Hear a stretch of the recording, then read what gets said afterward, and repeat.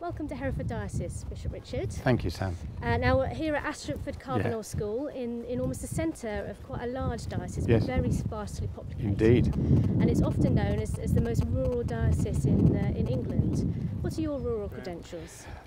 Well, my grandfather was a farmer, and I was brought up in rural Norfolk.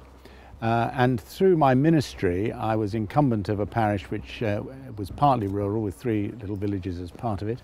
And then I was Archdeacon of Taunton in Somerset, which had large areas of rural parishes. And in the East Riding, and although I've been in Hull, which is obviously very urban, I was responsible for the East Riding of Yorkshire, which has a lot of rural parts to it. So I had a mixture of urban and rural experience throughout my ministry, really. Now you're currently Bishop of Hull. Yes. There's nothing a city quite as big as that here. So is that going to be a big change for you, do you think? It'll be a very big change, yes. But that's part of the excitement of taking on something new. In many ways, I shall miss Hull enormously. I don't pretend otherwise. But I'm really excited about the new possibilities and coming to somewhere completely different. Yes. And what do you think you are going to bring to the role as Bishop of Hereford?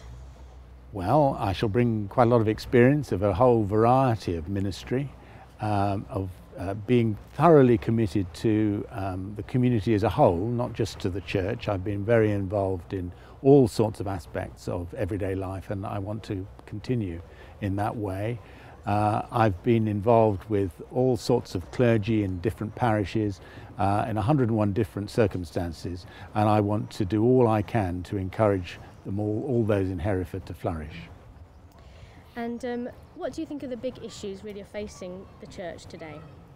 Well, in the rural area in particular, there are clearly issues to do with rural poverty and rural life generally.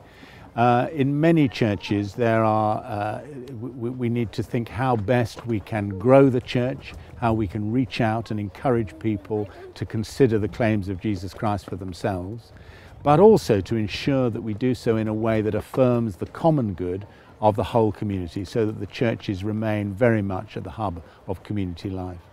And you've been at Synod this week, haven't you, with the landmark vote of women bishops. Indeed. How are you feeling about that? I'm absolutely thrilled. I voted all the way through for women bishops, and I'm really pleased that at last the legislation's gone through.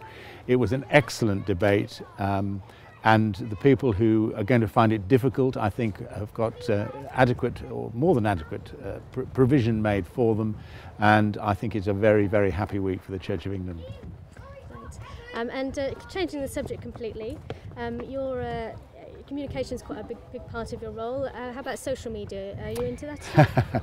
I do tweet. I'm a pretty reluctant tweet. I'm pretty hopeless at it, to be honest. I follow quite a lot of people and really enjoy it. And I do tweet from time to time, but that's a work in progress. I'm afraid I'm not on Facebook. Perhaps I ought to be, but I've always been reluctant because I've wanted my children to have that to themselves and I couldn't bear not being their friends, but equally I don't want to spy on them either. So I've got to overcome that perhaps, but Twitter certainly I'm very much committed to.